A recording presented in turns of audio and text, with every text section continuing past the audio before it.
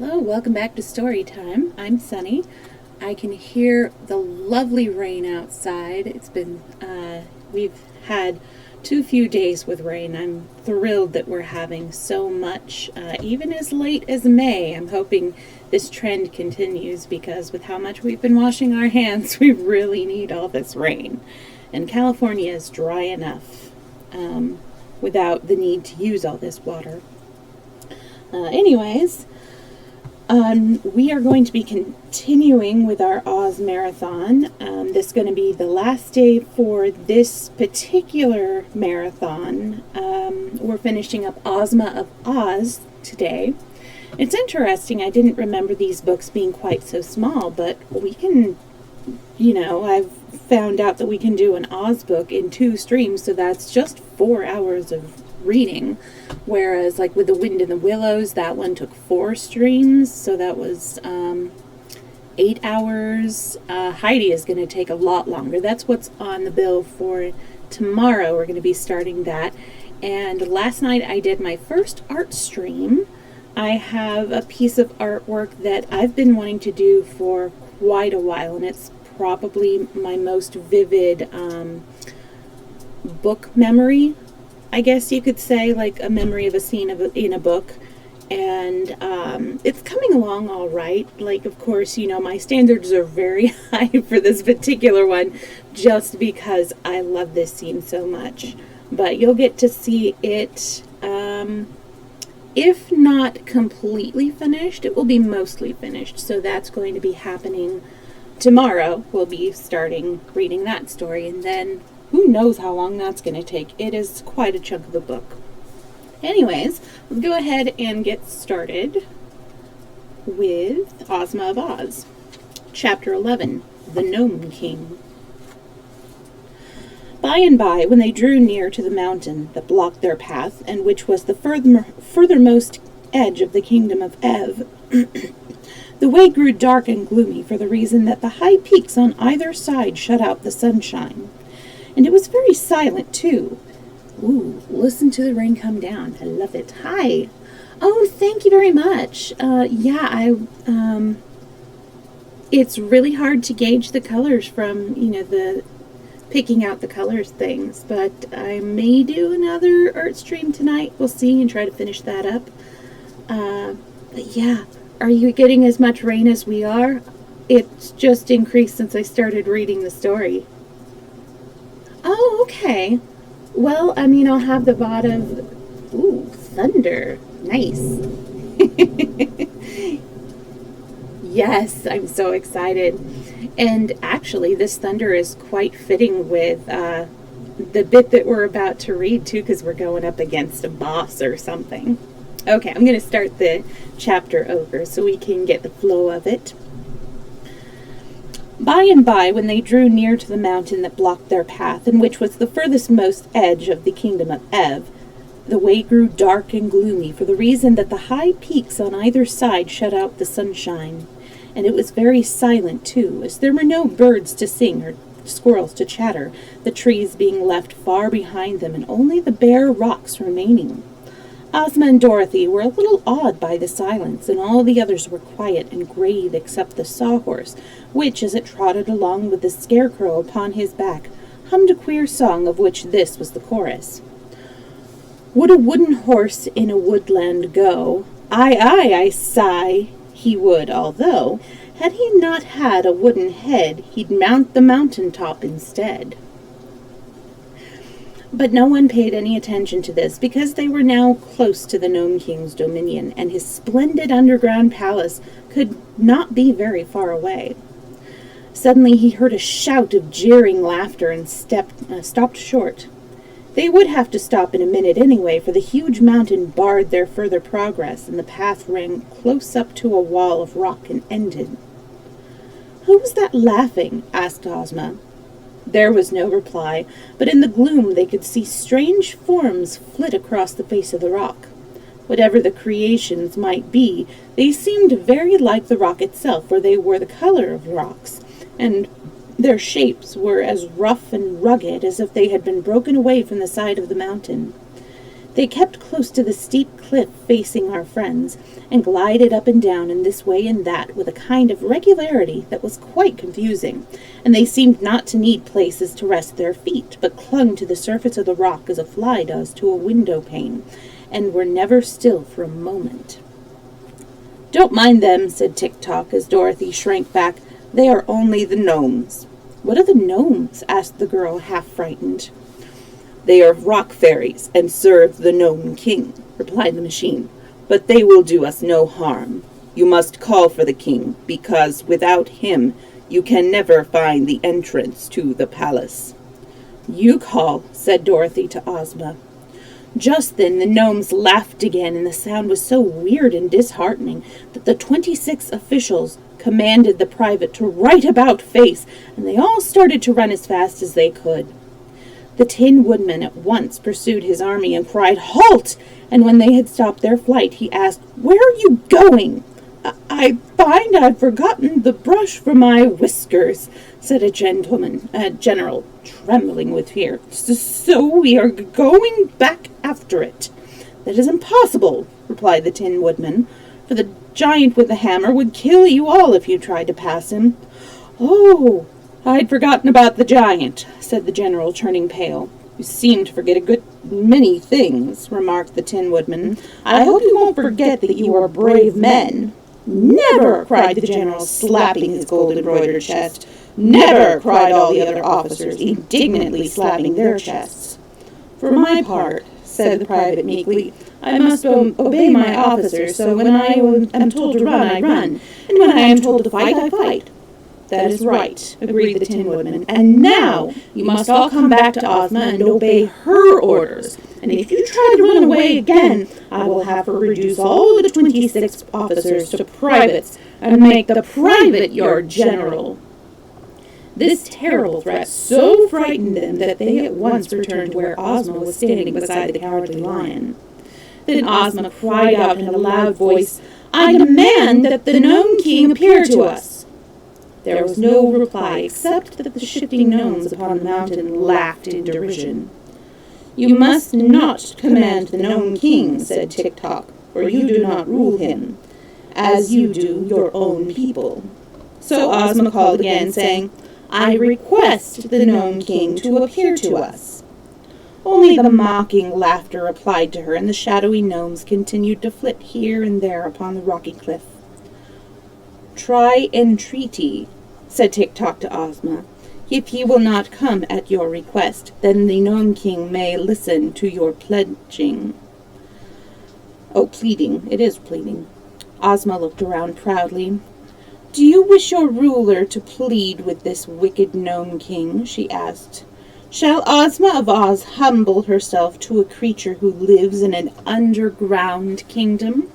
"No!" they all shouted with big voices, and the Scarecrow added, "If he will not come, we will dig him out of his hole like a fox and conquer his stubbornness. But our sweet little ruler must always maintain her dignity, just as I maintain mine." "I'm not afraid to plead with him," said Dorothy. "I'm only a little girl from Kansas, and we've got more dignity at home than we know what to do with. I'll call the Gnome King." "Do," said the Hungry Tiger, "and if he makes hash of you, I'll willingly eat you for breakfast tomorrow morning." So Dorothy stepped forward and said, "Please, Mr. Gnome King, come here and see us." The gnomes started to laugh again, but a low growl came from the mountain, and in a flash they had all vanished from sight and were silent. Then a door in the rock opened, and a voice cried, "Enter!" "Is it a trick?" asked the Tin Woodman. "Never mind," replied Ozma. "We came here to rescue the poor Queen of Ev and her 10 children, and we must run some risks to do so." "The Gnome King is honest and good-natured," said Tick-Tock. "You can trust him to do what is right." So Ozma led the way, hand in hand with Dorothy, and they passed through the arched doorway of rock and entered a long passage which was lighted by jewels set in the walls and having lamps behind them. There was no one to escort them or to show them the way, but all the party pressed through the passage until they came to a round, domed cavern that was grandly furnished. In the center of this room was a throne carved out of solid boulder of out of a solid boulder of rock, rude and rugged in shape, but glittering with great rubies and diamonds and emeralds on every part of its surface, and upon the throne sat the Gnome King. This important monarch of the underground world was a little fat man clothed in gray-brown garments that were the exact color of the rock throne in which he was seated. His bushy hair was growing, and flowing beard were also colored like the rocks, and so was his face. He wore no crown of any sort, and his only ornament was a broad, jewel-studded belt that encircled his fat little body. As for his features, they were kindly and good-humored, and his eyes were turned merrily upon his visitors, as Dorothy and Ozma stood before him with their followers ranged in close order behind them. "Why, he looks just like Santa Claus, only he isn't the same color," whispered Dorothy to her friend, but the Gnome King heard the speech, and it made him laugh aloud. "He had a red face and a round little belly that shook when he laughed, like a bowl full of jelly," quoth the monarch in a pleasant voice, and they could all see that he really did shake like jelly when he laughed. Both Ozma and Dorothy were much relieved to find the Gnome King so jolly, and a minute later he waved his right hand, and the girls each found a cushioned stool at her side. "Sit, my dear," said the king, "and tell me why you have come all this way to see me, and what I can do to make you happy." While they seated themselves, the Gnome King picked up a pipe, and taking a glowing red coal out of his pocket, he placed it in the bowl of the pipe, and began puffing out clouds of smoke that curled in rings above his head. Dorothy thought this made the little monarch look more like Santa Claus than ever, but Ozma now began speaking, and everyone listened intently to her words. "Your Majesty," said she, "I am the ruler of the land of Oz, and I have come here to ask you to release the good Queen of Ev and her 10 children, whom you have enchanted and hold as your prisoners." "Oh, no, you are mistaken about that," replied the king. "They are not my prisoners, but my slaves, whom I purchased from the King of Ev." "But that was wrong," said Ozma. "According to the laws of Ev, the king can do no wrong," answered the monarch, eyeing a ring of smoke he had just blown from his mouth, "so that he had a perfect right to sell his family to me in exchange for a long life." "You cheated him, though," declared Dorothy, "for the King of Ev did not have a long life. He jumped into the sea and was drowned." "That was not my fault," said the Gnome King, crossing his legs and smiling contentedly. "I gave him the long life, all right, but he destroyed it." "Then how could it be a long life?" asked Dorothy. "Easily enough," was the reply. "Now suppose, my dears, that I gave you a pretty doll in exchange for a lock of your hair, and that after you had received the doll you smashed it into pieces and destroyed it. Could you say that I had not given you a pretty doll?" "No," answered Dorothy. "And could you, in fairness, ask me to return to you the lock of hair just because you had smashed the doll?" "No," said Dorothy again. "Of course not," the Gnome King returned. "Nor will I give up the Queen and her children because the King of Ev destroyed his long life by jumping into the sea. They belong to me, and I shall keep them." "But you are treating them cruelly," said Ozma, who was much distressed in the king's refusal. "In what way?" he asked. "By making them your slaves," she said. "Cruelty," remarked the monarch, puffing out wreaths of smoke and watching them float into the air, "is a thing I can't abide. So, as slaves must work hard, and the Queen and Ev and her children were delicate and tender, I transformed them all into articles and ornaments and bric-a-brac, and scattered them around the various rooms of my palace. Instead of being obliged to labor, they merely decorate my apartments, and I really think I have treated them with great kindness." "But what a dreadful fate is theirs!" exclaimed Ozma earnestly, "and the kingdom of Ev is in great need of its royal family to govern it. If you will liberate them and restore them to their proper forms, I will give you 10 ornaments to replace each one you lose." The Gnome King looked grave. "Suppose I refuse?" he asked. "Then," said Ozma firmly, "I am here with my friends and my family to conquer your kingdom and oblige you to obey my wishes." The Gnome King laughed until he choked, and he choked until he laughed, and he coughed until his face turned from grayish-brown to bright red, and then he wiped his eyes with a rock-colored handkerchief and grew grave again. You are as brave as you are pretty, my dear, he said to Ozma, but you have little idea of the extent of the task you have undertaken. Come with me for a moment. He rose and took Ozma's hand, leading her to a little door on one side of the room. This he opened, and they stepped out upon the balcony, from whence they obtained a wonderful view of the underground world. A vast cave extended for miles and miles under the mountain, and in every direction were furnaces and forges glowing brightly, and gnomes hammering upon precious metals or polishing gleaming jewels. All around the walls of the caves were thousands of doors of silver and gold, built into the solid rock, and these extended in rows far away into the distance, as far as Ozma's eyes could follow them. While the little maid from Oz gazed wonderingly upon this scene, the Gnome King uttered a shrill whistle, and at once all the silver and gold doors flew open, and solid ranks of gnome soldiers marched out from every one. So great were their numbers that they quickly filled the immense underground cavern and forced the busy workmen to abandon their tasks. Although this tremendous army consisted of rock-colored gnomes, all squat and fat, they were clothed in glittering armor of polished steel inlaid with beautiful gems. Upon his brow each wore a brilliant electric light, and they bore sharp spears and swords and battle-axes of solid bronze. It was evident they were perfectly trained, for they stood in straight rows, rank after rank, with their weapons held erect and true, as if waiting but the word of command to level them upon their foes. "This," said the Gnome King, "is but a small part of my army. No ruler upon earth has ever dared to fight me, and no ruler ever will, for I am too powerful to oppose." He whistled again, and at once the martial array filed through the silver and gold doorways and disappeared, after which the workmen again resumed their labors at the furnaces. Then, sad and discouraged, Ozma of Oz turned to her friends, and the Gnome King calmly reseated himself on his rock throne. "It would be foolish for us to fight," the girl said to the Tin Woodman, "for our brave 27 would be quickly destroyed. I'm sure I do not know how to act in this emergency." "Ask the king where his kitchen is," suggested the tiger. "I'm hungry as a bear." "I might pounce upon the king and tear him in pieces," remarked the cowardly lion. "Try it," said the monarch, lighting his pipe with another hot coal, which he took from his pocket.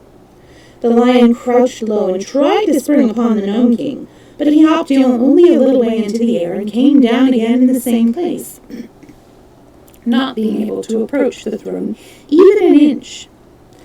"It seems to me," said the Scarecrow thoughtfully, "that our best plan is to wheedle His Majesty into giving up his slaves, since he is too great a magician to oppose." "This is the most sensible thing any of you have suggested," declared the Gnome King. "It is folly to threaten me, but I am so kind-hearted that I cannot stand coaxing or wheedling. If you really wish to accomplish anything by your journey, my dear Ozma, you must coax me." "Very well," said Ozma more cheerfully. "Let us be friends and talk this over in a friendly manner." "To be sure," agreed the king, his eyes twinkling merrily. "I am very anxious," she continued, "to liberate the Queen of Ev and her children, who are now ornaments and bric-a-brac in your Majesty's palace, and to restore them to their people. Tell me, sir, how this may be accomplished." The king remained thoughtful for a moment, after which he asked, "Are you willing to take a few chances and risks yourself in order to set free the people of Ev?" "Yes, indeed," answered Ozma eagerly. "Then," said the Gnome King, "I will make you this offer. You shall go alone and unattended into my palace and examine carefully all that the rooms contain. Then you shall have permission to touch 11 different objects, pronouncing at the time the word Ev, and if any of one of them, or more than one, proves to be the transformation of the Queen of Ev, or any of her 10 children, then they will instantly be returned to their true forms, and may leave my palace and my kingdom in your company without any objection whatever. It is possible for you in this way to free the entire 11, but if you do not guess all the objects correctly, you and some of the slaves remain transformed, then each one of your friends and followers may in turn enter the palace and have the same privileges I grant you." "Oh, thank you for this kind offer," said Ozma eagerly.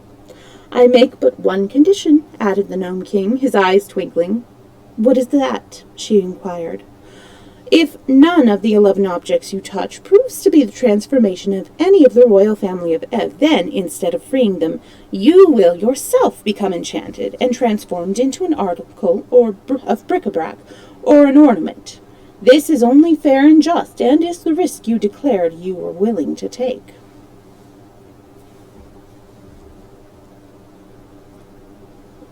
Chapter 12. The 11 Guesses. Hearing this condition imposed by the Gnome King, Ozma became silent and thoughtful, and all her friends looked at her uneasily. "Don't do it!" exclaimed Dorothy. "If you guess wrong, you will be enslaved yourself." "But I shall have 11 guesses," answered Ozma. "Surely I ought to guess one object in 11 correctly, and if I do, I shall rescue one of the royal family and be safe myself. Then the rest of you may attempt it, and soon we shall free all those who are enslaved." "What if we fail?" inquired the Scarecrow. "I'd look nice as a piece of bric-a-brac, wouldn't I?" "We must not fail," cried Ozma courageously. "Having come all this distance to free these poor people, it would be weak and cowardly in us to abandon the adventure. Therefore, I will accept the Gnome King's offer and go at once into the royal palace." "Come along then, my dear," said the king, climbing down from his throne with some difficulty, because he was so fat. "I'll show you the way." He approached a wall of the cave and waved his hand. Instantly, an opening appeared, through which Ozma, after smiling farewell to her friends, boldly passed. She found herself in a splendid hall that was more beautiful and grand than anything she had ever beheld. The ceilings were composed of great arches that rose far above her head, and all the walls and floors were of polished marble, exquisitely tinted in many colors. Thick velvet carpets were on the floor, and heavy silken draperies covered the arches leading to the various rooms of the palace. The furniture was made of rare old woods, richly carved and covered with delicate satins, and the entire palace was lighted by a mysterious rosy glow that seemed to come from no particular place, but flooded each apartment with its soft and pleasing radiance. Ozma passed from one room to another, greatly delighted by all she saw. The lovely palace had no other occupant, for the Gnome King had left her at the entrance, which closed behind her, and all the magnificent rooms were appearing to be no other person. Upon the mantels and on many shelves and brackets and tables were clustered ornaments of every description, seemingly made out of all sorts of metals, glass, china, stones, and marbles. There were vases and figures of men and animals, and graven platters and bowls, and mosaics of precious gems, and many other things. Pictures, too, were on the walls, and the underground palace was quite a museum of rare and curious and costly objects. After her first hasty examination of the rooms, Ozma began to wonder which of all the numerous ornaments they contained were the transformations of the royal family of Ev. There was nothing to guide her, for everything seemed without a spark of life. So she must guess blindly, and for the first time the girl came to realize how dangerous was her task, and how likely she was to lose her own freedom in striving to free others from the bondage of the Gnome King. No wonder the cunning monarch laughed good-naturedly with his visitors when he knew how easily they might be entrapped. But Ozma, having undertaken the venture, would not abandon it. She looked at a silver candelabra that had 10 branches and thought, "This must be the Queen of Ev and her 10 children." So she touched it and uttered aloud the word "Ev," as the Gnome King had instructed to do when she guessed.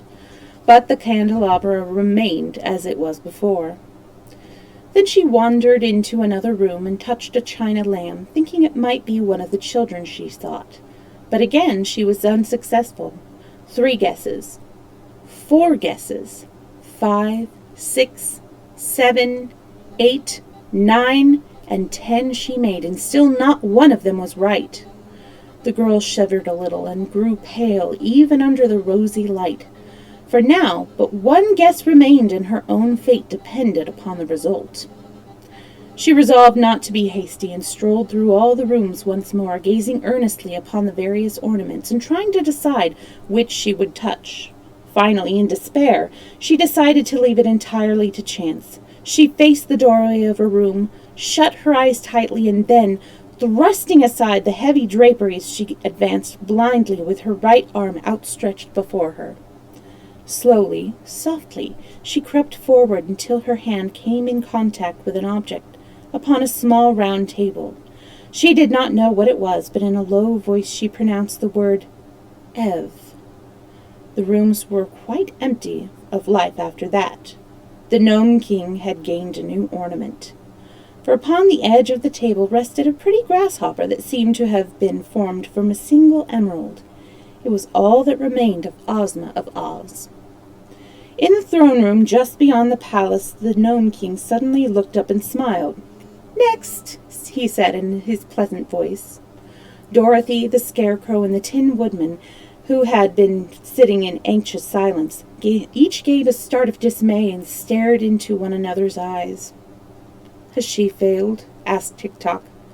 "So it seems," answered the little monarch cheerfully, "but that is no reason one of you should not succeed. The next may have 12 guesses instead of 11, for there are now 12 persons transformed into ornaments. Well, well, which of you goes next?" "I'll go," said Dorothy. "Not so," replied the Tin Woodman. "As commander of Ozma's army, it is my privilege to follow her and attempt her rescue." "Away you go, then," said the Scarecrow, "but be careful, old friend." "I will," promised the Tin Woodman, and then he followed the Gnome King to the entrance to the palace, and the rock closed behind him.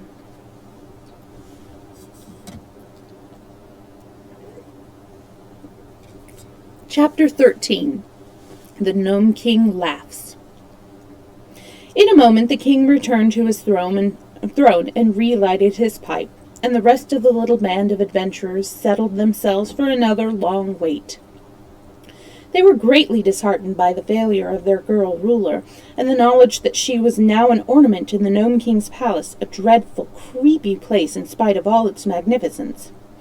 Without their little leader, they did not know what to do next, and each one, down to the trembling private of the army, began to fear he would soon be more ornamental than useful. Suddenly, the Gnome King began laughing. "Ha ha ha ha! What happened?" asked the Scarecrow. "Why, your friend the Tin Woodman has become the funniest thing you can imagine," replied the king, wiping the tears of merriment from his eyes. "No one would ever believe he could make such an amusing ornament. Next!" They gazed at each other with sinking hearts. One of the generals began to weep dolefully. "What are you crying for?" asked the Scarecrow, indignant at such a display of weakness. "He owed me 6 weeks' back pay," said the general, "and I hate to lose him." "Then you shall go and find him," declared the Scarecrow. "Me?" cried the general, greatly alarmed. "Certainly. It is your duty to follow your commander. March!" "I won't," said the general. "I'd like to, of course, but I just simply won't." The Scarecrow looked inquiringly at the Gnome King. "Never mind," said the jolly monarch. "If he doesn't care to enter the palace and make his guesses, I'll throw him into one of my fiery furnaces. I'll go!" "Of course I'm going," yelled the general, as quick as scat. "Where's the entrance? Where is it? Let me go at once!" So the Gnome King escorted him into the palace, and again returned to await the result. What the general did, no one can... I skipped a page. Come on. What the general did, no one can tell, but it was not long before the king called for the next victim, and the colonel was forced to try his fortune. Thus, one after another, all of the 26 officials filed into the palace and made their guesses, and became ornaments. Meantime, the king ordered refreshments to be served to those waiting, and at his command a rudely shaped gnome entered, bearing a tray. This gnome was not unlike the others that Dorothy had seen, but he wore a heavy gold chain around his neck to show that he was the chief steward of the Gnome King, and he assumed an air of much importance, and even told His Majesty not to eat too much cake late at night, or he would be ill. Dorothy, however, was hungry, and she was not afraid of being ill, so she ate several cakes and found them good, and also she drank a cup of excellent coffee made of a richly flavored clay, browned in the furnaces and then ground fine, and found it most refreshing and not at all muddy. Of all the party which had started upon this adventure, the little Kansas girl was now left alone with the Scarecrow, Tick-Tock, and the private for counselors and companions. Of course, the Cowardly Lion and the Hungry Tiger was still there, but they, having also eaten much of the cakes, had gone to sleep at one side of the cave, while upon the other side stood the Sawhorse, motionless and silent, as became a mere thing of wood. Billina had quietly walked around and picked up the crumbs of cake which had been scattered, and now, as it was long after bedtime, she tried to find some dark place in which to go to sleep. Presently the hen espied a hollow underneath the king's rocky throne, and crept into it unnoticed. She could still hear the chattering of those around her, but it was almost dark underneath the throne, so that soon she had fallen fast asleep. "Next!" called the king, and the private, whose turn it was to enter the fatal palace, shook hands with Dorothy and the Scarecrow and bade them a sorrowful goodbye, and passed through the rocky portal. Hang on a second. Hi, Snockings. Are you coming on my lap? Come on. Hey. Yeah? Lap? You? Don't just hover. Are you going to jump into my lap or not? Come on. Snockings. Snockings. Ugh. Hang on a second. I have to actually lift her onto my lap, or she's just going to hover and then eventually get tangled up into my earbud wires. There we go. Okay, now don't get onto my desk.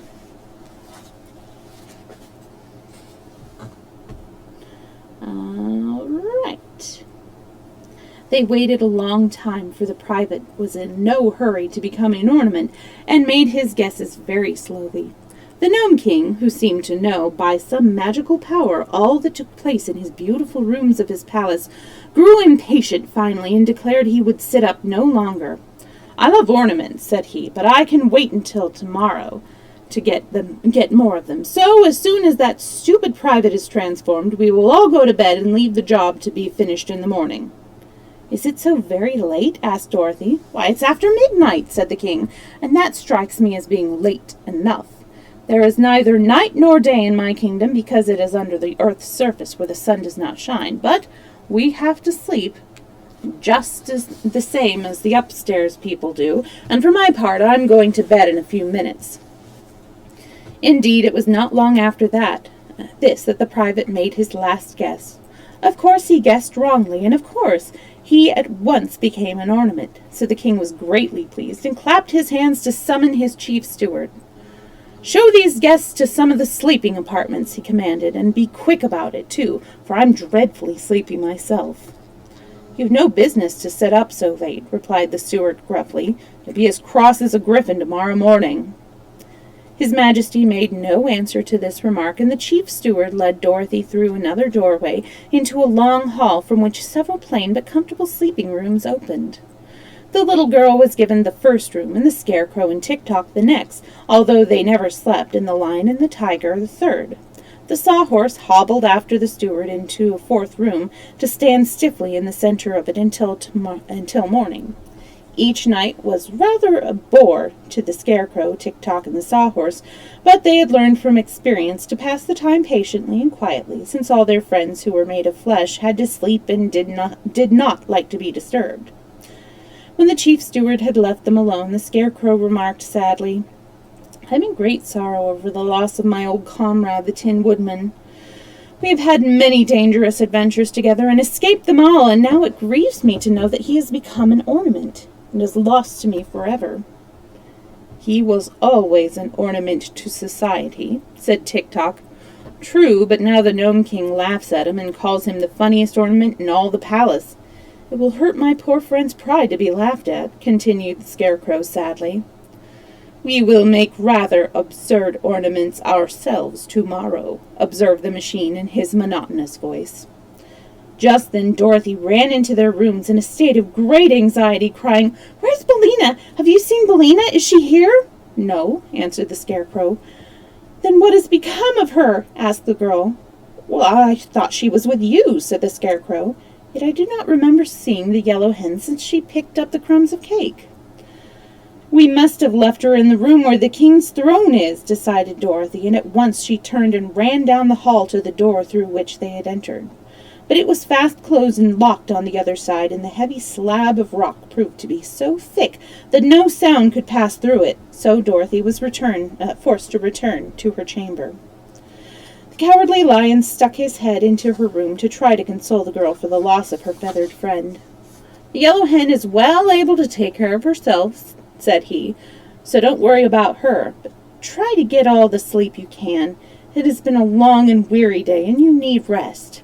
"I'll probably get lots of rest tomorrow when I become an ornament," said Dorothy sleepily, but she lay down upon her couch, nevertheless, and in spite of all her worries, she was soon in the land of dreams. Chapter 14. Dorothy Tries to be Brave. Hang on. Are you back? Hi. Come on. There we go. Snockings has returned. Meantime, the chief steward had returned to the throne room, where he said to the king, "You are a fool to waste so much time upon these people." "What?" cried his majesty, in so enraged a voice that it awoke Billina, who was asleep under his throne. "How dare you call me a fool?" "Because I like to speak the truth," said the steward. "Why didn't you enchant them all at once, instead of allowing them to go on one by one into the palace and guess which ornaments are the Queen of Ebb and her children?" "Why, you stupid rascal, it's more fun this way," returned the king, "and it serves to keep me amused for a long time." "But suppose some of them happen to guess aright," persisted the steward. "Then you would lose your old ornaments, and these new ones too."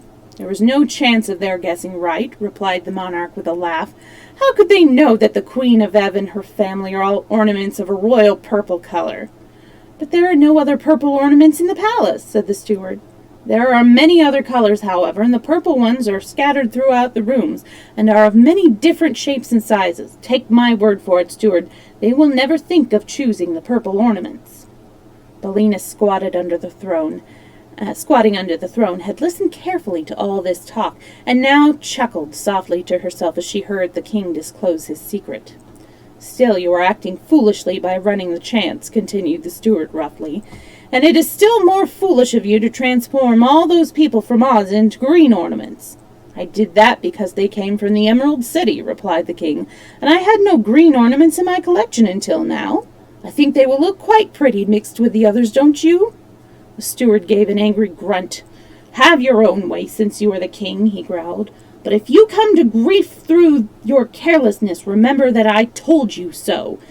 If I wore the magic belt which enables you to work all your transformations and gives you so much other power, I am sure I would make a much wiser and better king than you are."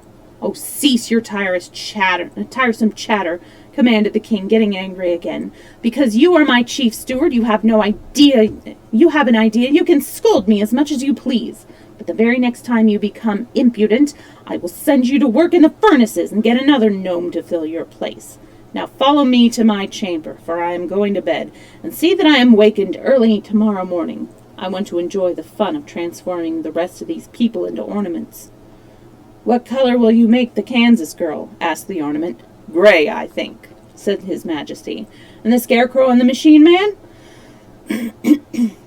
"Oh, they shall be of solid gold, because they are so ugly in real life." Then the voices died away, and Billina knew that the king and his steward had left the room. She fixed up some of her tail feathers that were not straight, and then tucked her head under her wing again and went to sleep.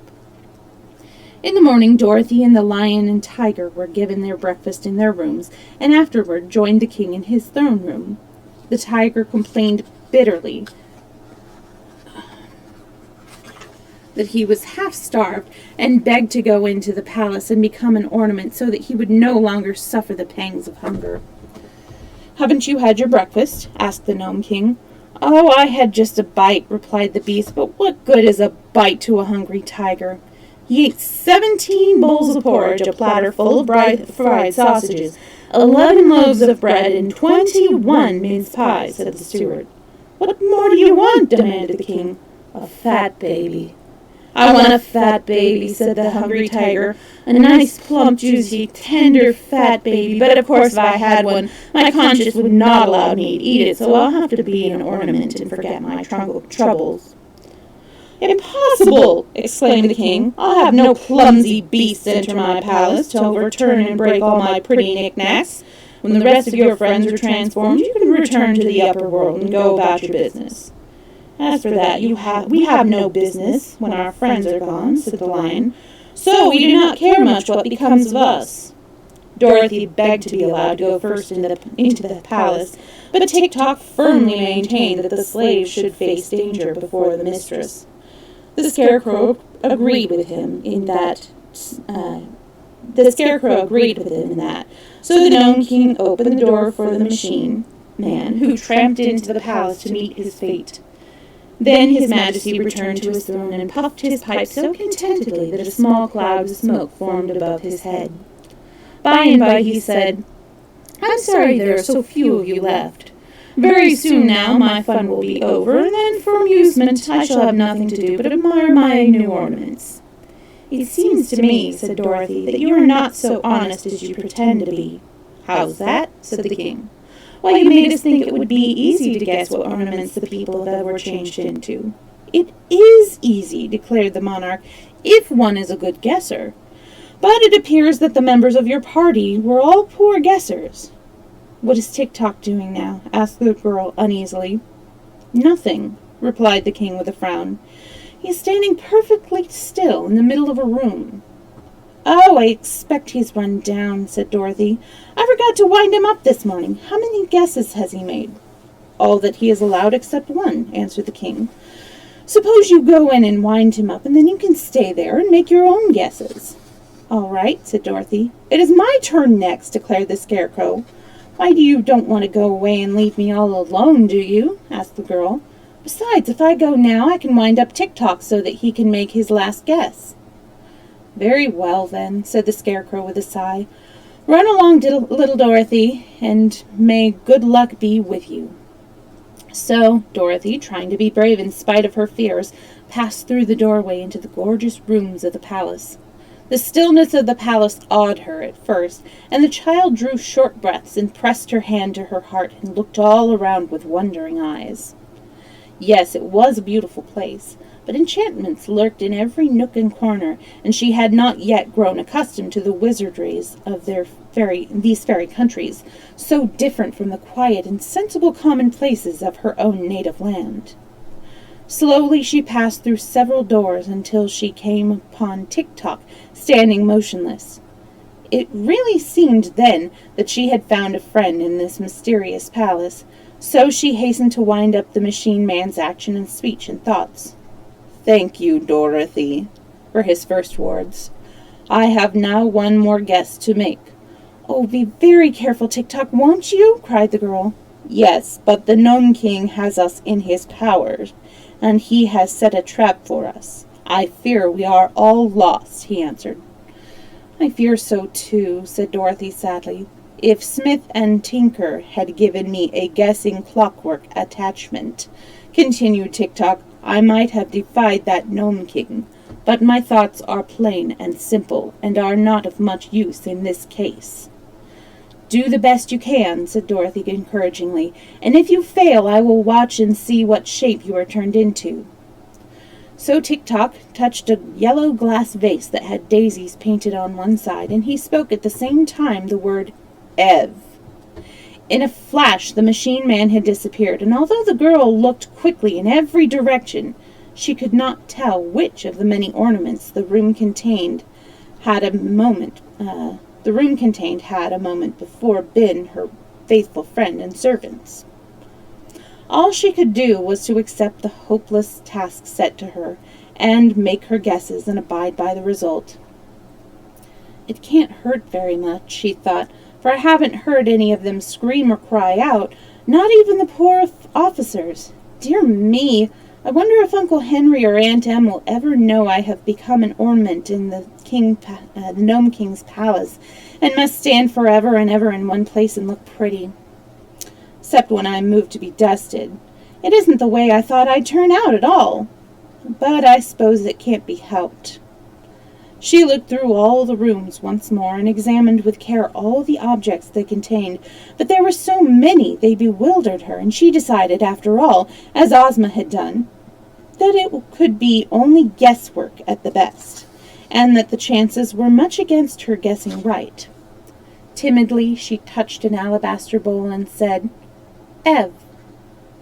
That's one failure, anyhow, she thought. But how am I to know which thing is enchanted and which is not?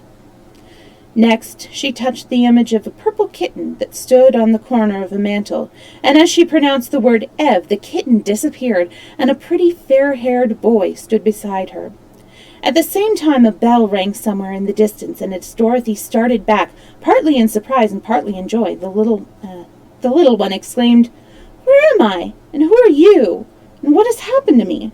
"Well, I declare," said Dorothy, "I've really done it." "Done what?" asked the boy. "Saved myself from being an ornament," replied the girl with a laugh, "and saved you from being forever a purple kitten." "A purple kitten?" he repeated. "There is no such thing." "I know, but there was a minute ago. Don't you remember standing in a corner of the mantel?" "Of course not. I'm a Prince of Ev, and my name is Evring," the little one announced proudly. "But my father, the king, sold my mother and all her children to the cruel ruler of the gnomes, and after that I remember nothing at all." "The purple kitten can't be expected to remember, Evring," said Dorothy. "But now you are yourself again, and I'm going to try to save some of your brothers and sisters, and perhaps your mother as well. So come with me." She seized the child's hand and eagerly hurried here and there, trying to decide which objects to choose next. The third guess was another failure, and so was the fourth and the fifth. Little Evring could not imagine what she was doing, but he trotted along beside her very willingly, for he liked the new companion he had found. Dorothy's further quest proved unsuccessful, but after her first disappointment was over, the little girl was filled with joy and thankfulness to think that after all she had been able to save one member of the royal family of Ev, and could restore the little prince to his sorrowing country. Now she might return to the terrible Gnome King in safety, carrying with her the prize she had won in the person of the fair-haired boy. So she retraced her steps until she found the entrance to the palace, and as she announced, the massive doors of rock opened to her of their own accord, allowing both Dorothy and Evring to pass the portals and enter the throne room.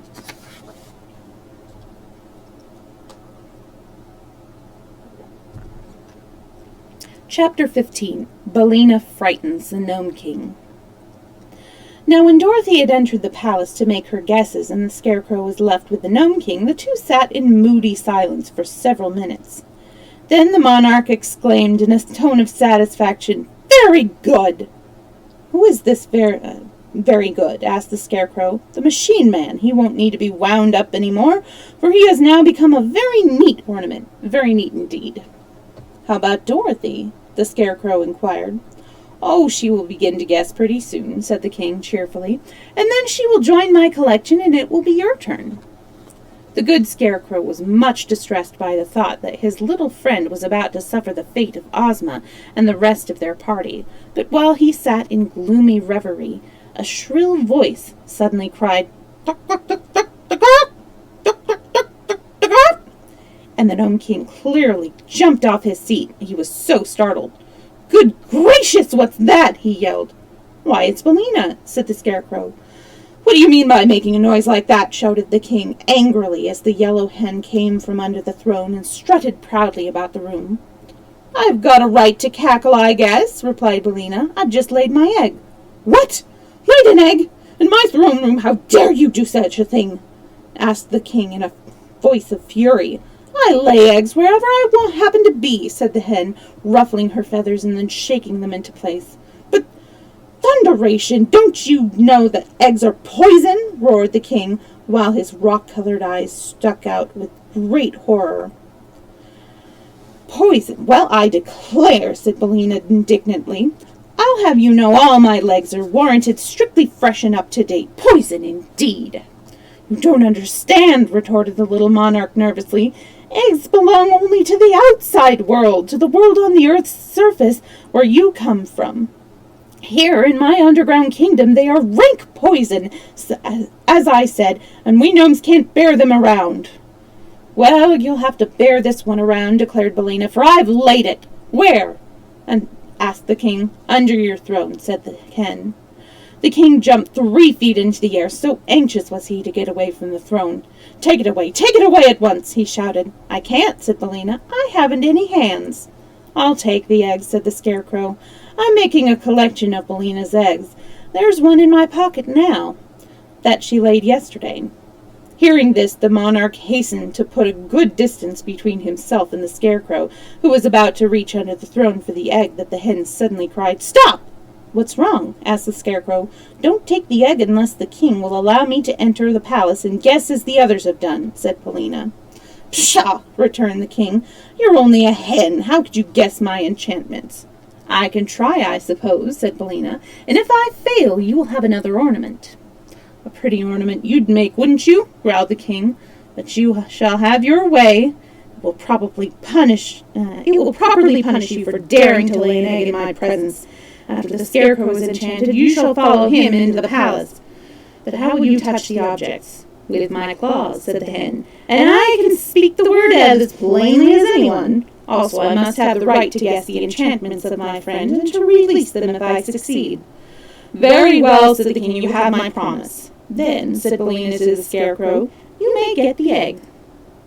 He knelt down and reached underneath the throne and found the egg, which he placed in another pocket of his jacket, fearing that if both eggs were in one pocket, they would knock together and get broken.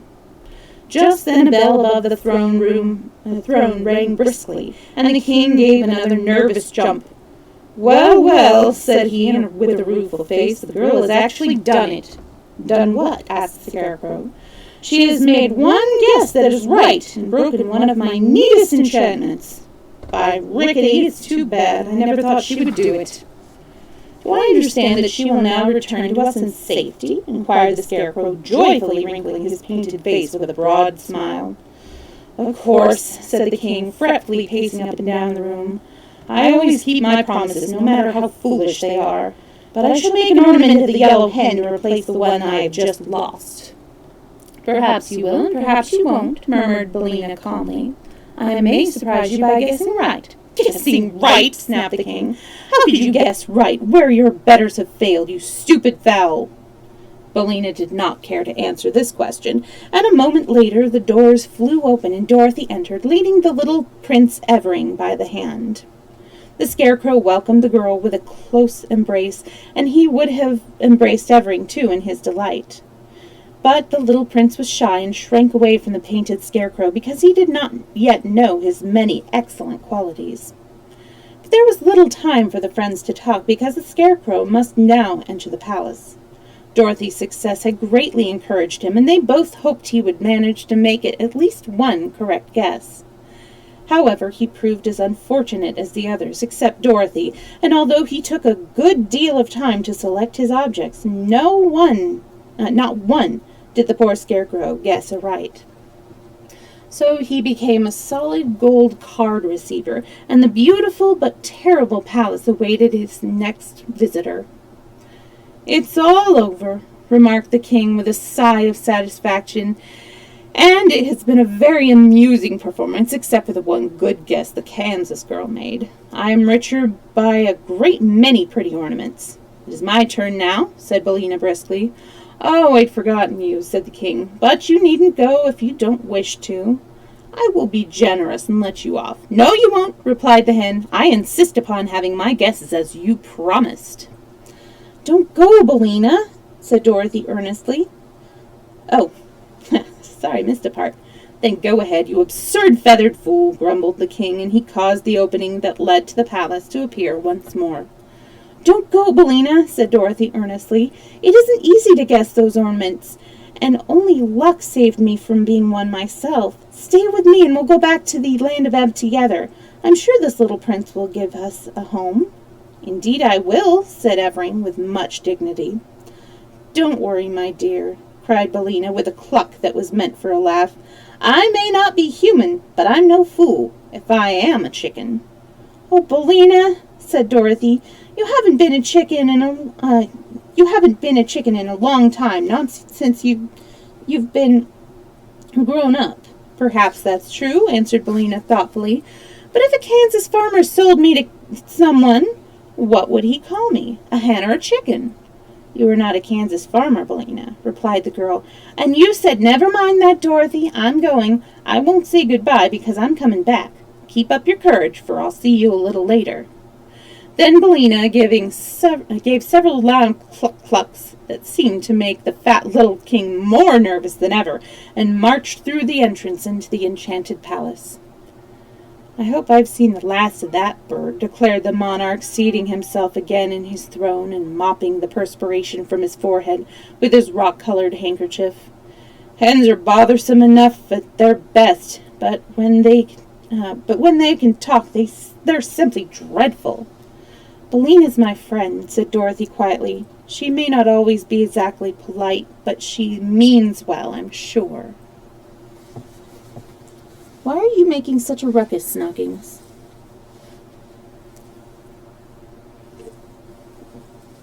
"Are you going to join me again? And are you actually going to stay this time? Come on." Ah, she got tangled. Chapter 16. Purple, Green, and Gold. The yellow hen, stepping high and with an air of vast importance, walked slowly over the rich velvet carpets of the splendid palace, examining everything that she met with her sharp little eyes. Bellina had a right to feel important, for she alone shared the Gnome King's secret and knew how to tell the objects that were transformations from those that had never been alive. She was very sure that her guesses would be correct, but before she began to make them, she was curious to behold all the magnificence of this underground palace, which was perhaps one of the most splendid and beautiful places in any fairyland. As she went through the rooms, she counted the purple ornaments, and although some were small and hidden in queer places, Bellina spied them all and found the entire 10 scattered about the various rooms. The green ornaments she did not bother to count, for she thought she could find them all when the time came. Finally, having made a survey of the entire palace and enjoyed the splendor, the yellow hen returned to one of the rooms where she had noticed a large purple footstool. She placed a claw upon this and said, "Ev," and at once the footstool vanished, and a lovely lady, tall and slender, and most beautifully robed, stood before her. The lady's eyes were round with astonishment for a moment, for she could not remember her transformation, nor imagine what had restored her to life. "Good morning, ma'am," said Bellina in her sharp voice. "You're looking quite well, considering your age." "Who speaks?" demanded the Queen of Ebb, drawing herself up proudly. "Why, my name's Bill by rights," answered the hen, who was now perched upon the back of a chair, "although Dorothy has put scallops on it and made it Bellina. But the name doesn't matter. I've saved you from the Gnome King, and you are a slave no longer." "Then I thank you for the gracious favor," said the Queen with a graceful curtsy. "But my children, tell me, I beg of you, where are my children?" And she clasped her hands in anxious entreaty. "Don't worry," advised Bellina, pecking at a tiny bug that was crawling over the chair back. "Just at present they are out of mischief and perfectly safe, for they can't even wiggle." "What means you, O kindly stranger?" asked the Queen, striving to repress her anxiety. "They're enchanted," said Bellina, "just as you have been, all that is except the little fellow Dorothy picked out, and the chances are that they have been good boys and girls for some times, because they couldn't help it." "Oh, my poor darlings!" cried the Queen with a sob of anguish. "Not at all," returned the hen. "Don't let their condition make you unhappy, ma'am, because I'll soon have them crowding round to bother and worry you as naturally as ever. Come with me, if you please, and I'll show you how pretty they look." She flew down from her perch and walked into the next room, the Queen following. As she passed a low table, a small green grasshopper caught her eye, and instantly Billina pounced upon it and snapped it up in her sharp bill. For grasshoppers are a favorite food with hens, and they usually must be caught quickly before they can hop away. It might easily have been the end of Ozma of Oz, had she been a real grasshopper instead of an emerald one, but Billina found the grasshopper hard and lifeless and suspecting it was not good to eat, quickly dropped it instead of letting it slide down her throat. I might have known better, she muttered to herself, for where there is no grass, there can be no live grasshoppers. This is probably one of the king's transformations. A moment later she approached one of the purple ornaments, and while the queen watched her curiously, the hen broke the Gnome King's enchantment, and a sweet-faced girl, whose golden hair fell in a cloud over her shoulders, stood beside her. "Ivana!" cried the queen. "My own Ivana!" And she clasped the girl to her bosom and covered her face with kisses. "It's all right," said Billina contentedly. "Am I a good guesser, Mr. Gnome King? Well, I guess." Then she disenchanted another girl, whom the queen addressed as Evrose, and afterwards a boy named Evardo, who was older than his brother Evring. Indeed, the yellow hen kept the good queen exclaiming and embracing for some time, until 5 princesses and 4 princes, all looking very much alike, except for the difference in size, stood in a row beside their happy mother. The princesses were named Ivana, Evrose, Evella, Everine, and Evedna, while the princes were Evrob, Evington, Evardo, and Evroland. Of these, Evardo was the eldest, and would inherit his father's throne and be crowned King of Ev when he returned to his own country. He was a grave and quiet youth, who would doubtless rule his people wisely and with justice. Billina, having restored all of the royal family of Ev to their proper forms, now began to select the green ornaments, which were the transformations of the people of Oz. She had little trouble in finding these, and before long all the 26 officers, as well as the private, were gathered around the yellow hen, joyfully congratulating her upon their release. The 37 people who were now alive in the rooms of the palace knew very well that they owed their freedom to the cleverness of the yellow hen, and they were earnest in thanking her for saving them from the magic of the Gnome King. "Now," said Billina, "I must find Ozma. She is sure to be here somewhere, and of course she is green, being from Oz. So look around, you stupid soldiers, and help me in my search." For a while, however, they could discover nothing more that was green, but the queen, who had kissed all her 9 children once more, and could now find time to take an interest in what was going on, said to the hen, "Mayhap, my gentle friend, it is the grasshopper whom you seek?" "Of course it's the grasshopper!" exclaimed Billina. "I declare I'm really as stupid as these brave soldiers. Wait here for me and I'll go back and get it." So she went into the room where she had seen the grasshopper, and presently Ozma of Oz, as lovely and dainty as ever, entered and approached the Queen of Ev, greeting her as one high-born princess greets another. "But where are my friends, the Scarecrow and the Tin Woodman?" asked the girl ruler, who, when these courtesies had been exchanged. "I'll hunt them up," replied Billina. "The Scarecrow is solid gold, and so is Tik-Tok. But I don't exactly know what the Tin Woodman is, because the Gnome King said he had been transformed into something funny." Ozma eagerly assisted the hen in her quest, and soon the Scarecrow and the Machine Man, being ornaments of shining gold, were discovered and restored to their accustomed forms. But, search as they might, in no place could they find a funny ornament that might be the transformation of the Tin Woodman. "Only one thing can be done," said Ozma at last, "and that is to return to the Gnome King and oblige him to tell us what has become of our friend." "Perhaps he won't," suggested Billina. "He must," returned Ozma firmly. "The king has not treated us honestly, for under the mask of fairness and good nature he entrapped us all, and he would have been forever enchanted had not our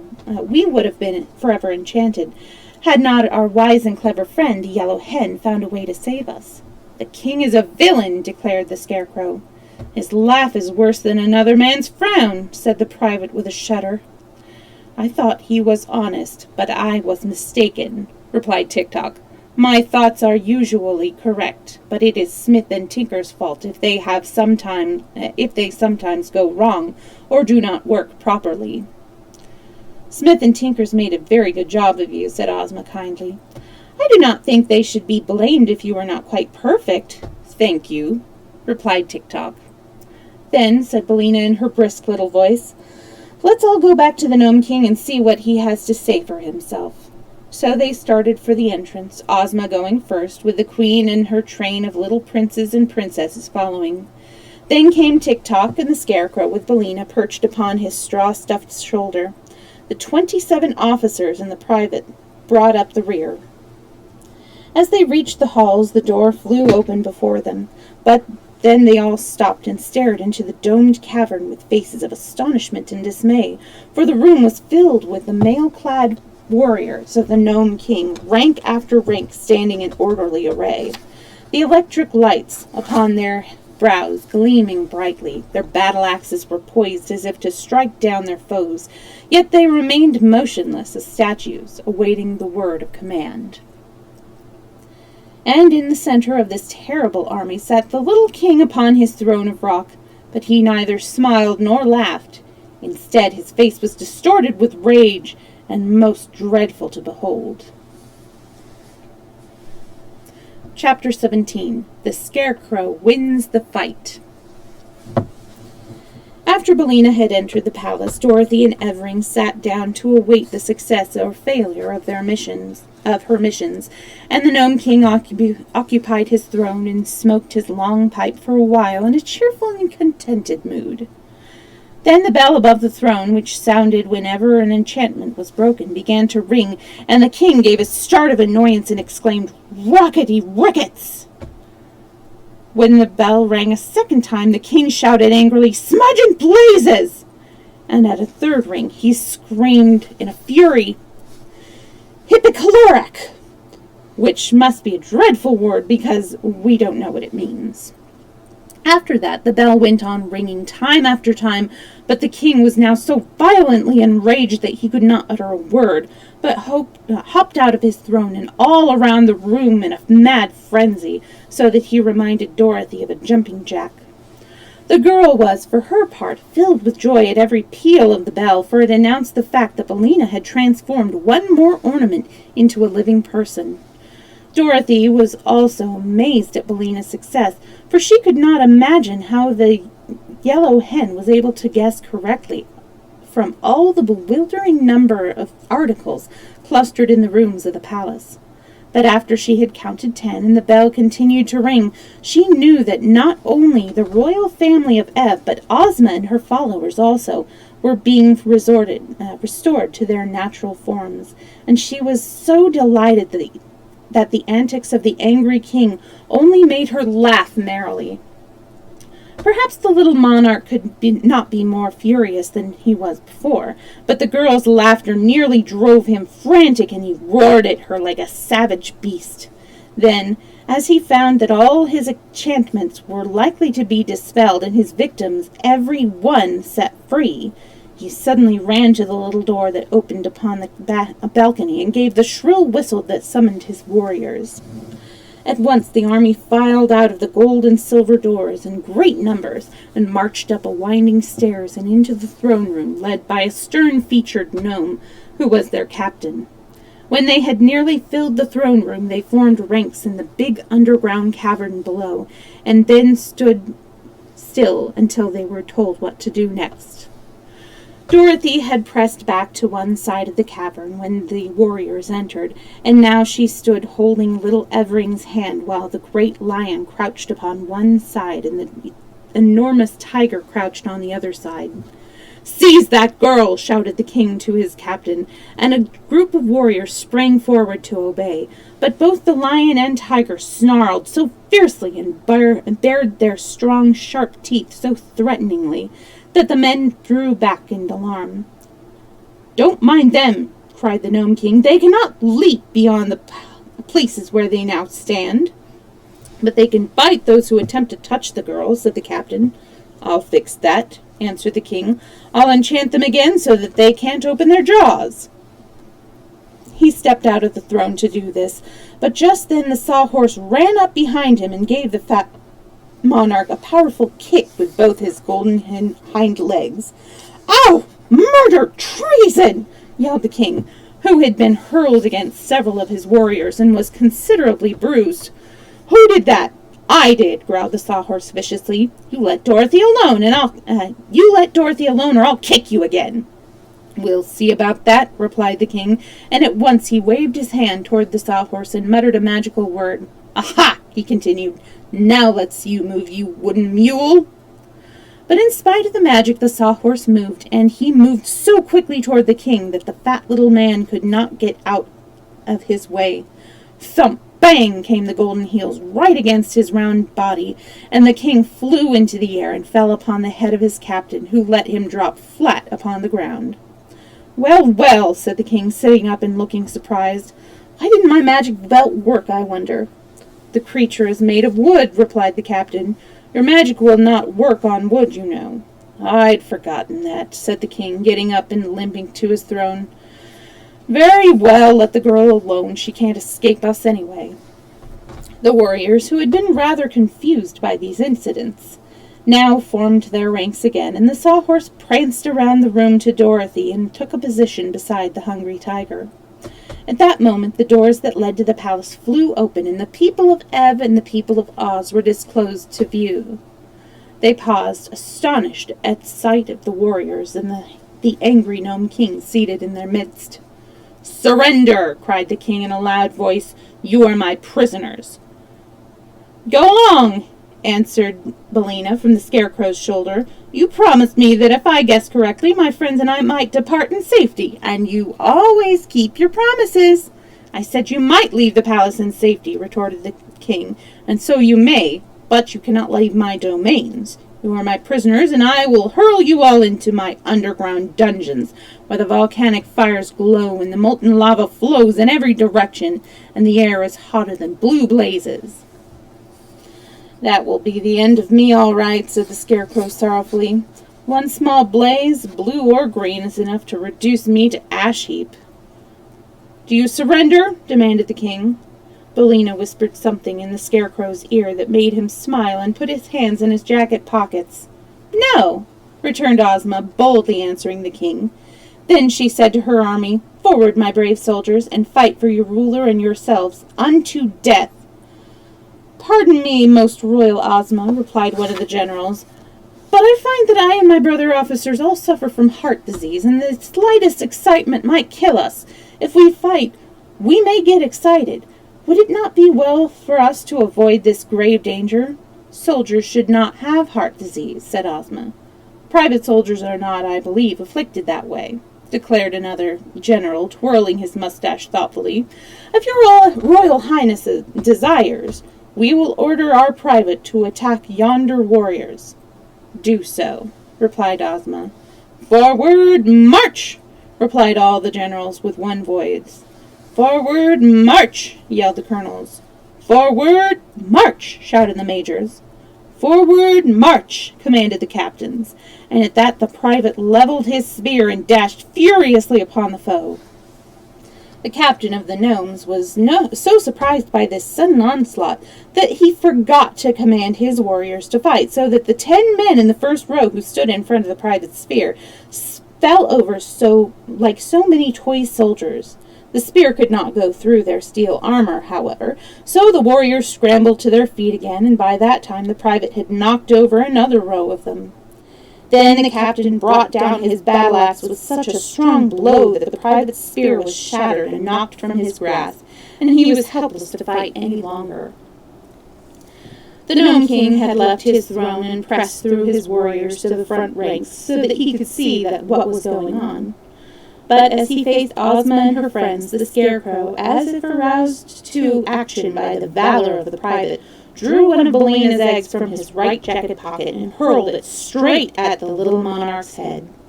It struck him squarely in his left eye, where the egg smashed and scattered as eggs will, and covered his face and hair and beard with its sticky contents. "Help! Help!" screamed the king, and clawed with his fingers at the egg in a struggle to remove it. "An egg! An egg! Run for your life!" shouted the captain of the gnomes in a voice of horror. And how they did run! The warriors fairly tumbled over one another in their efforts to escape the fatal poison of that awful egg, and those who could not rush down the winding stairs fell off the balcony into the great cavern beneath, knocking over those who stood below them. Even while the king was still yelling for help, his throne room became emptied of every one of his warriors, and before the monarch had managed to clear the egg away from his left eye, the scarecrow threw the second egg against his right eye, where it smashed and blinded him entirely. The king was unable to flee because he could not see which way to run, so he stood still and howled and shouted and screamed in abject fear. While this was going on, Billina flew over to Dorothy and perched herself upon the lion's back. The hen whispered eagerly to the girl, "Get his belt! Get the Gnome King's jeweled belt and buckles in the back! Quick, Dorothy, quick!"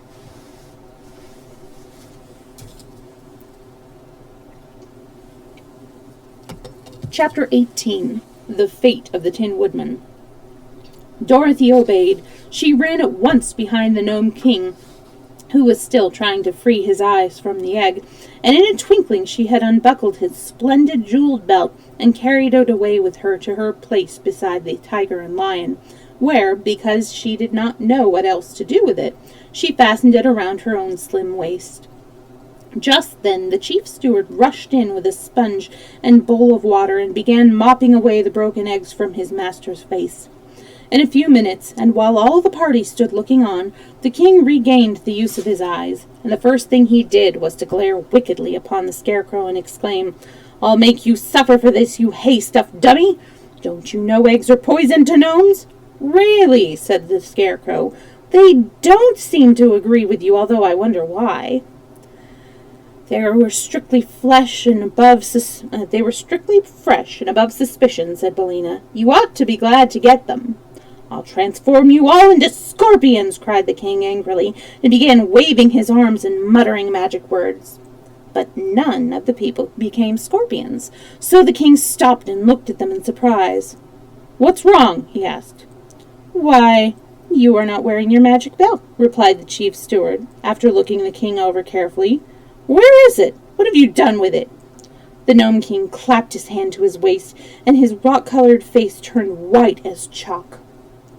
"It's gone," he cried helplessly. "It's gone, and I'm ruined." Dorothy now stepped forward and said, "Royal Ozma and you, Queen of Ev, I welcome you and your people back to the land of the living. Billina has saved you from your troubles, and now we will all leave this dreadful place and return to Ev as soon as possible."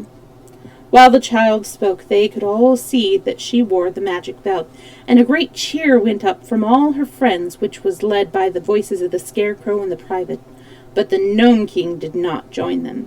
He crept back into his throne like a whipped dog and lay there bitterly bemoaning his defeat. "But we have not yet found my faithful follower, the Tin Woodman," said Ozma to Dorothy, "and without him I do not wish to go away." "Nor I," replied Dorothy quickly. "Wasn't he in the palace?"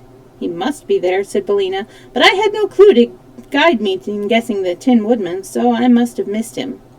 "We will go back into the room," said Dorothy. "This magic belt, I am sure, will help us to find our dear old friends." So she re-entered the palace, the doors of which stood still open, and everyone followed her except the Gnome King, the Queen of Ev, and Prince Evering.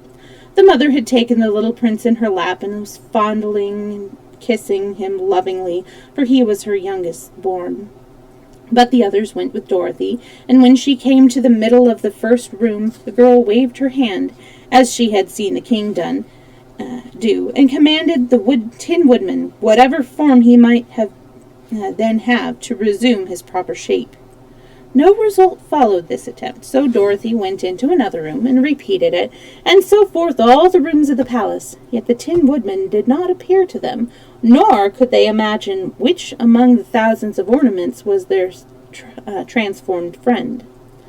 Sadly, they returned to the throne room, where the king, seeing that they had met with failure, jeered at Dorothy, saying, "You do not know how to use my belt, so it is of no use to you. Give it back to me, and I will let you go free, you and all the people who came with you.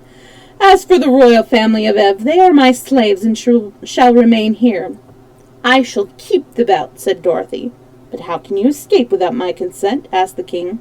Easily enough, answered the girl. All we need to do is walk out the way we came in. Oh, that's all, is it? Sneered the king. Well, where's the passage through which you entered this room? They all looked around, but could not discover the palace, for it had long since been closed. Dorothy, however, would not be dismayed. She waved her hand toward the seemingly solid wall of the cavern and said, I command the passage to open. Instantly the order was obeyed. The opening appeared, and the passage lay plainly before them. The king was amazed, and all the others overjoyed. Why then, if the belt obeys you, were you unable to discover the Tin Woodman? Asked Ozma. I can't imagine, said Dorothy.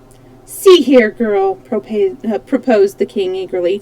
Give me the belt, and I will tell you what shape the Tin Woodman was changed into, and then you can easily find him. Dorothy hesitated, but Billina cried out, Don't you do it! If the Gnome King gets the belt again, he will make every one of us prisoners, for we will be in his power. Only by keeping the belt, Dorothy, will you ever be able to leave this place in safety. I think that is true, said the Scarecrow, but I have another idea, due to my excellent brains. Let Dorothy transform the king into a goose egg, unless he agrees to go into the palace and brings out to us the ornament which is our friend, Nick Chopper the Tin Woodman. A goose egg! Echoed the horrified king. How dreadful! Well, a goose egg you will be unless you go and fetch us the ornament we want, declared Billina with a joyful cackle. You can see for yourself that Dorothy is able to use the magic belt all right, added the Scarecrow. The Gnome King thought it over and finally consented, for he did not want to be a goose egg. So he went into the palace to get the ornament, which was the transformation of the Tin Woodman, and they all awaited his return with considerable impatience, for they were anxious to leave this underground cavern and see the sunshine once more. But when the Gnome King came back, he brought nothing with him except a puzzled and anxious expression on his face. He's gone, he said. The Tin Woodman is nowhere in the palace. Are you sure? Asked Ozma sternly. I'm very sure, answered the king, trembling, for I know just what I transformed him into and exactly where he stood. But he's not there, and please don't change me into a goose egg, because I've done the best I could. They were all silent for a time, and then Dorothy said, There's no use punishing the Gnome King any more, and I'm afraid we'll all have to go away without our friend. If he is not here, we cannot rescue him, agreed the Scarecrow sadly. Poor Nick. I wonder what has become of him. And he owed me 6 weeks' back pay, said one of the generals, wiping the tears from his eyes with his gold-laced coat sleeve. Very sorrowfully, they determined to return to the upper world without their former companion, and so Ozma gave the order to begin the march through the passage. The army went first, and then the royal family of Ev, and afterward came Dorothy, Ozma, Billina, the Scarecrow, and Tik-Tok. They left the Gnome King scowling at them from his throne, and had no thought of danger until Ozma chanced to look back and saw a large number of the warriors following them in full chase, with their swords and spears and axes raised to strike down the fugitives as soon as they drew near enough. Evidently, the Gnome King had made his last attempt to prevent their escaping him, but it did him no good, for when Dorothy saw the danger they were in, she stopped and waved her hand and whispered a command to the magic belt. Instantly the foremost warriors became eggs, which rolled upon the floor of the cavern in such numbers that those behind could not advance without stepping upon them. But when they saw the eggs, all desire to advance departed from the warriors, and they turned and fled madly into the cavern, and refused to go back again. Our friends had no further trouble in reaching the end of the passage, and soon were standing in the outer air, upon the gloomy path between the two high mountains. But the way to Ev lay plainly before them, and they fervently hoped that they had seen the last of the Gnome King and of his dreadful palace. The cavalcade was led by Ozma, mounted on the Cowardly Lion, and the Queen of Ev, who rode upon the back of the tiger. The children of the Queen walked behind her, hand in hand. Dorothy rode the Scarecrow, Dorothy rode the Sawhorse, while the Scarecrow walked and commanded the army in the absence of the Tin Woodman. Presently the way became began to lighten, and more of the sunshine to come in between the two mountains, and before long they heard the thump, thump, thump of the giant's hammer upon the road.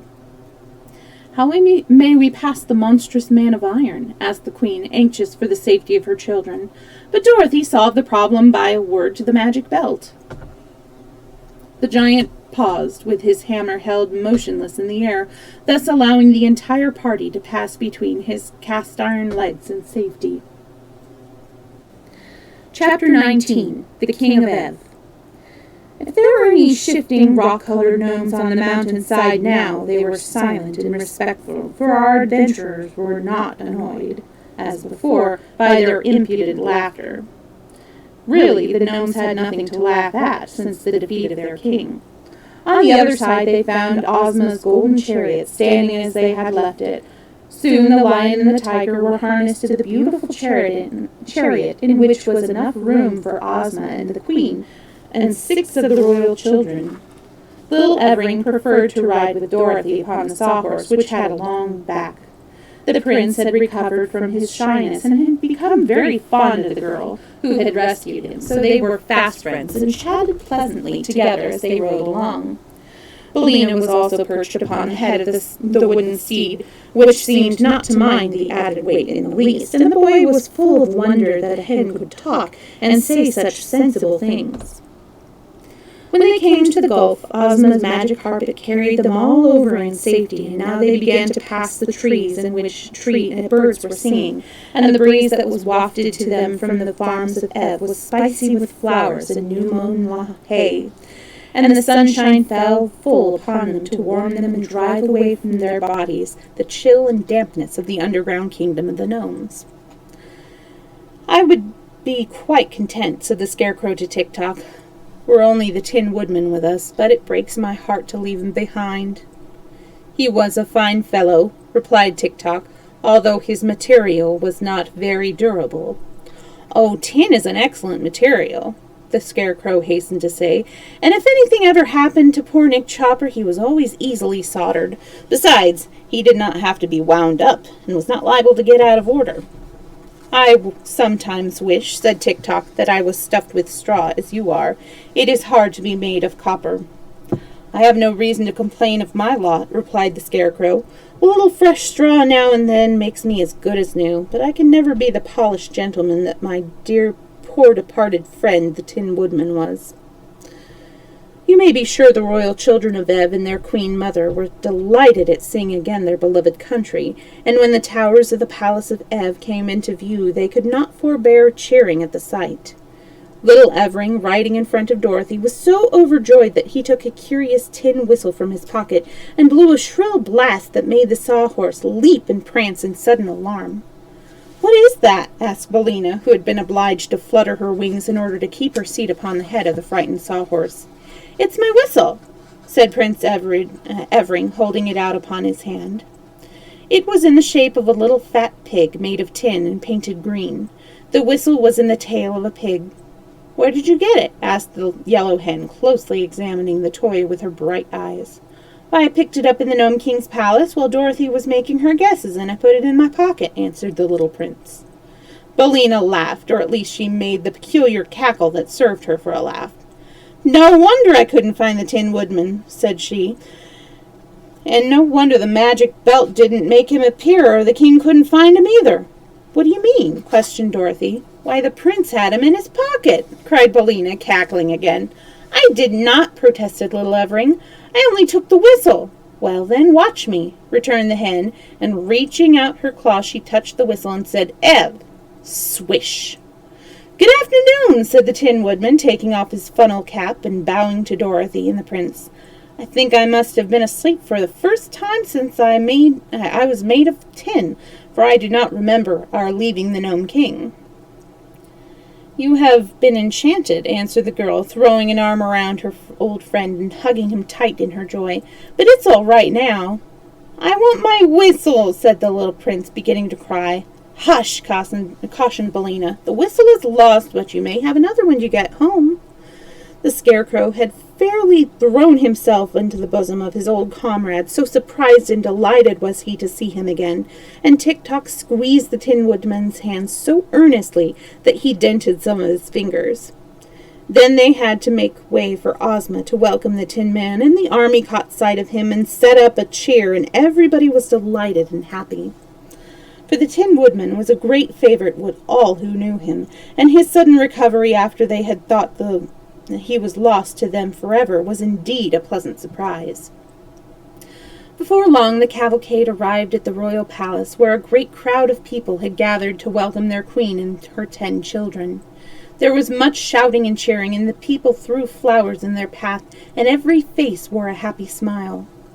They found the Princess Langwidere in her mirrored chamber, where she was admiring one of her handsomest heads, one with rich chestnut hair, dreamy walnut eyes, and a shapely hickory nut nose. She was very glad to be relieved of her duties to the people of Ev, and the queen graciously permitted her to retain her rooms in her cabinet of heads as long as she lived. Then the queen took her eldest son out upon a balcony that overlooked the crowd of subjects gathered below, and said to them, "Here is your future ruler, King Evardo 15th. He is 15 years of age, has 15 silver buckles on his jacket, and is the 15th Evardo to rule the land of Ev." The people shouted their approval 15 times, and even the Wheelers, some of whom were present, loudly promised to obey the new king. So the queen placed a big crown of gold set with rubies upon Evardo's head, and threw an ermine robe over his shoulders, and proclaimed him king, and he bowed gratefully to all his subjects, and then went away to see if he could find any cake in the royal pantry. Ozma of Oz and her people, as well as Dorothy, Tik-Tok, and Billina, were splendidly entertained by the queen's mother, who owed all her happiness to their kind offices, and that evening the Yellow Hen was publicly presented with a beautiful necklace of pearls and sapphires as a token of esteem from the new king.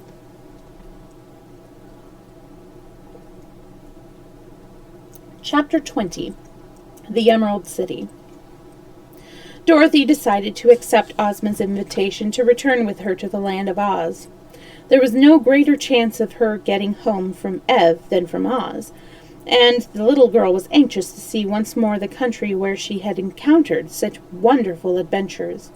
By this time, Uncle Henry would have reached Australia in his ship, and had probably given her up for lost, so he couldn't worry any more than he did if she stayed away from him a little while longer. So she would go to Oz.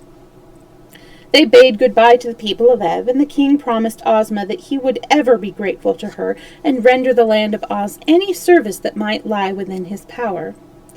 And then they approached the edge of the dangerous desert, and Ozma threw down the magic carpet, which at once unrolled far enough for all of them to walk upon it without being crowded.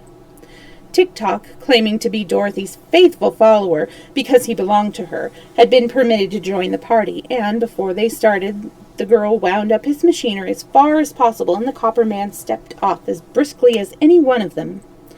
Ozma also invited Billina to visit the land of Oz, and the Yellow Hen was glad enough to go where new sights and scenes awaited her. They began the trip across the desert early in the morning, and as they stopped only long enough for Billina to lay her daily egg, before sunset they espied the green slopes and wooded hills of the beautiful land of Oz. They entered it in the Munchkin territory, and the king of the Munchkins met them at the border and welcomed Ozma with great respect, being very pleased by her safe return. For Ozma of Oz ruled the king of the Munchkins, the king of the Winkies, and the king of the Quadlings, and the king of the Gillikins, just as those kings ruled their own people, and this supreme ruler of the land of Oz lived in a great town of her own, called the Emerald City, which was in the exact center of the 4 kingdoms of the land of Oz. The Munchkin King entertained them at his palace that night, and in the morning they set out for the Emerald City, traveling over a road of yellow brick that led straight to the jeweled-studded gates. Everywhere the people turned out to greet their beloved Ozma and to hail joyfully the Scarecrow, the Tin Woodman, and the Cowardly Lion, who were popular favorites.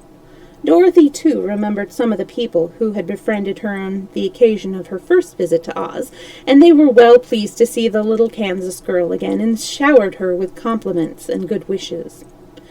At one place, where they stopped to refresh themselves, Ozma accepted a bowl of milk from the hands of a pretty dairymaid, when she jumped at the girl more closely and exclaimed, "Why, it's Ginger, isn't it?" "Yes, Your Highness," was the reply, as Ginger dropped a low curtsy, and Dorothy looked wonderingly at this lively-appearing person who had once assembled an army of women and driven the Scarecrow from the throne of the Emerald City, and even fought a battle with the powerful army of Glinda the Sorceress. "I've married a man who owns 9 cows," said Ginger to Ozma, "and now I am happy and contented and willing to lead a quiet life and mind my own business."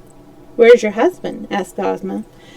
"He is in the house nursing a black eye," replied Ginger calmly. "The foolish man would insist upon milking the red cow when I wanted him to milk the white one, but he will know better next time, I'm sure."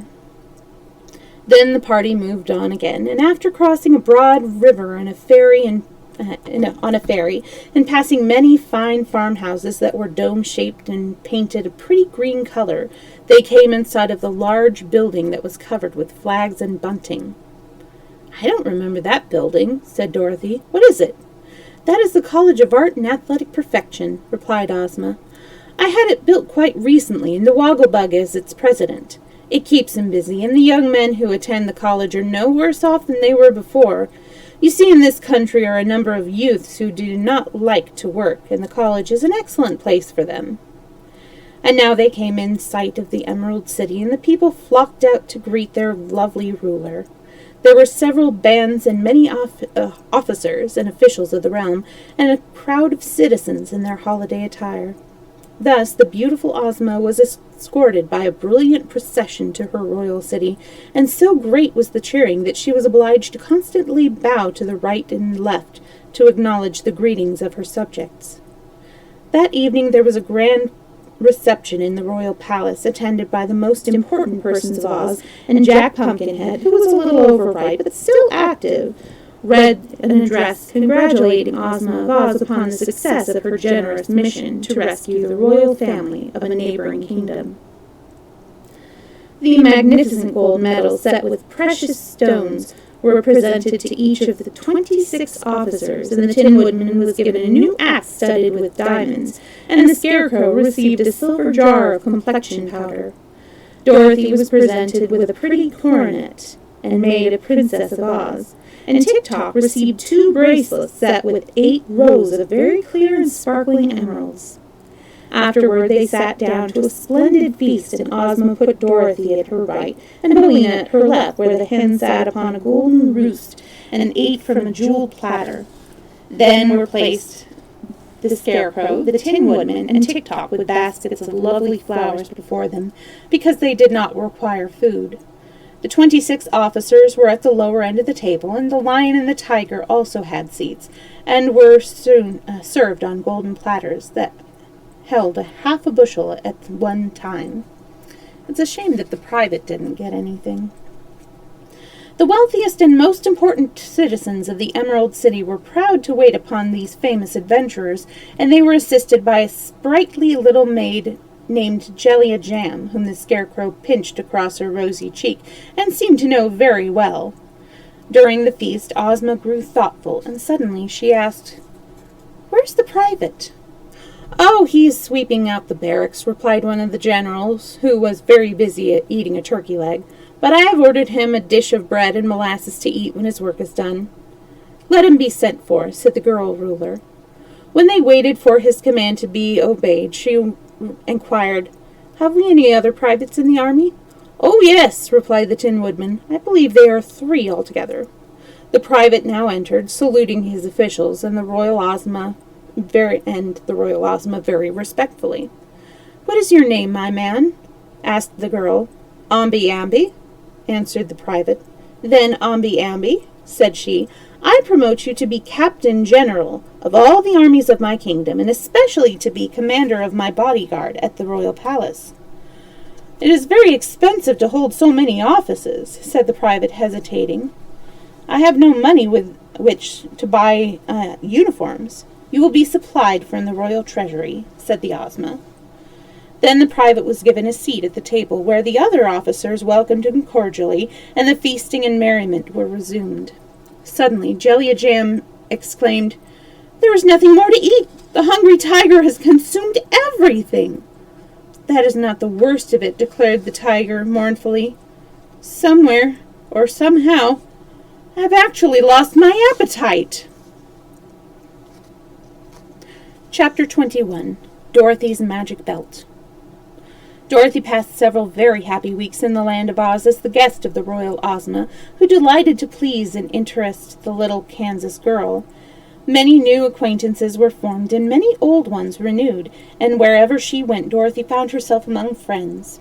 One day, however, as she sat in Ozma's private room, she noticed hanging upon the wall a picture which constantly changed in appearance, at one time showing a meadow, and at another time a forest, or a lake, or a village.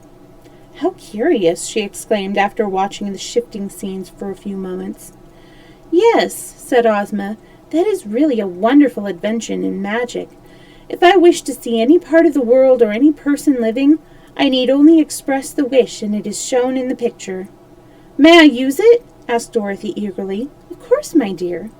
"Then I'd like to see the old Kansas farm and Aunt Em," said the girl. Instantly the well-remembered farmhouse appeared in the picture, and Aunt Em could be seen quite plainly. She was engaged in washing dishes by the kitchen window, and seemed quite well and contented. The hired men and the teams were in the harvest fields behind the house, and the corn and wheat seemed to the girl to be in prime condition. On the side porch, Dorothy's pet dog Toto was lying fast asleep in the sun, and to her surprise, old Speckles was running around with a brood of 12 new chickens trailing after her. "Everything seems all right at home," said Dorothy with a sigh of relief. "Now I wonder what Uncle Henry is doing." The scene in the picture at once shifted to Australia, where, in a pleasant room in Sydney, Uncle Henry was seated in an easy-chair, solemnly smoking his briar pipe. He looked sad and lonely, and his hair was now quite white, and his hands and face thin and wasted. "Oh!" cried Dorothy in an anxious voice. "I'm sure Uncle Henry isn't getting any better, and it's because he is worried about me. Ozma, dear, I must go to him at once." "How can you?" asked Ozma. "I don't know," replied Dorothy, "but let us go to Glinda the Good. I'm sure she will help me and advise me on how to get back to Uncle Henry." Ozma readily agreed to this plan and caused the sawhorse to be hastened to a pretty green and pink phaeton. Yeah, I guess it is phaeton, Phaeton, and the two girls rode away to visit the famous sorceress. Glinda received them graciously and listened to Dorothy's story with attention. "I have the magic belt, you know," said the little girl. "If I buckle it around my waist and command it to take me to Uncle Henry, wouldn't it do it?" "I think so," replied Glinda with a smile. "And then," continued Dorothy, "if I ever wanted to come back here again, the belt would bring me." "In that you are wrong," said the sorceress. "The belt has magical powers only while it is in some fairy country, such as the land of Oz or the land of Ev. Indeed, my little friend, were you to wear it and wish yourself in Australia with your uncle, the wish would doubtless be fulfilled, because it was made in fairyland. But you would not find the magic belt around you when you arrived at your destination." "What would become of it?" asked the girl. "It would be lost, as were your silver shoes when you visited Oz before, and no one would ever see it again. It seems too bad to destroy the use of the magic belt in that way, doesn't it?" "Then," said Dorothy after a moment's thought, "I will give the magic belt to Ozma, for she can use it in her own country, and she can wish me transported to Uncle Henry without losing the belt." "That is a wise plan," replied Glinda.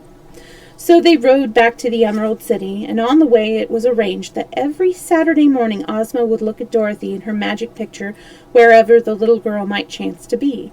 And if she saw Dorothy make a certain signal, then Ozma would know that the little Kansas girl wanted to revisit the land of Oz, and by means of the Gnome King's magic belt would wish that she might instantly return. This having been agreed upon, Dorothy bade good-bye to all her friends. Tick-Tock wanted to go to Australia too, but Dorothy knew that the machine man would never do for a servant in a civilized country, and the chances were that his machinery wouldn't work at all. So she left him in Ozma's care. Billina, on the contrary, preferred the land of Oz to any other country, and refused to accompany Dorothy. "The bugs and ants that I find here are the finest flavored in the world," declared the Yellow Hen. "There are plenty of them, so here I shall end my days, and I must say, Dorothy, my dear, that you are very foolish to go back into that stupid humdrum world again."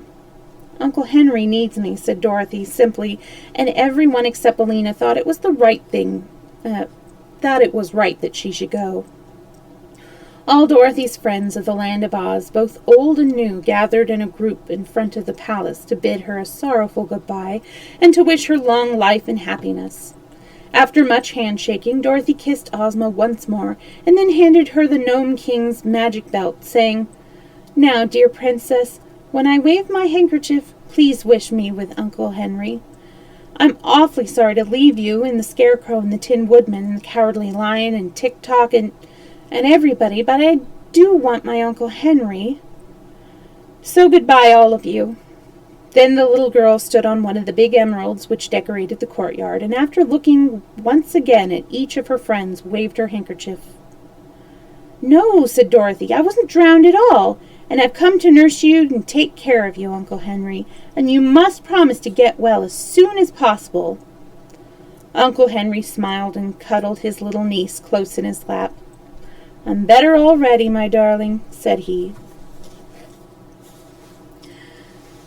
So that concludes Ozma of Oz and our first Wizard of Oz marathon. So I'm going to take a little bit of a break, and then I'm going to come back and play the Room 3, because I'm excited to see what other things I missed the first playthrough. So I hope you'll stay and join me for that. Thanks for hanging out with me for story time. And tomorrow, same time, 2 o'clock Pacific time, we're going to be starting a new story, Heidi, which is one of my favorites. I hope to see you then. Bye.